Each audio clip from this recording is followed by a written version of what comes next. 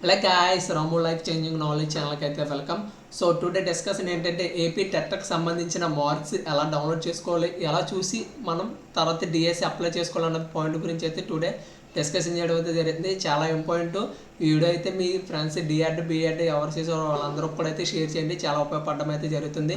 So మీరు ముందుగా అఫీషనల్ వెబ్సైట్లోకైనా AP TET DSC అయిన అఫీషనల్ 2025 న్యూ కొత్త వెబ్సైట్లోకి లాగిన్ అయ్యారంటే మనకి ఎలాగైతే స్క్రోల్ అవడం అయితే జరుగుతుంది మెయిన్ వెబ్సైట్లో.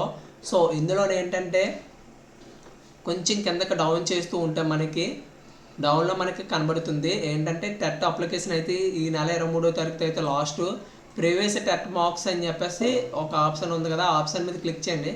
క్లిక్ చేసిన తర్వాత మీరు గతంలో ఏ మొబైల్ నెంబర్ ఇచ్చారో ఆ నెంబర్ని ఎంటర్ చేయండి. ఒకవేళ మీరు ఆ నెంబర్ పోయినా పర్లేదు, 2015లో 2014 2022 2017 2018 2019 22 24 ఇందులో ఒక్కొక్క సంవత్సరానికి 2 టెట్లో కూడా నిర్వహించడం అయితే జరిగింది.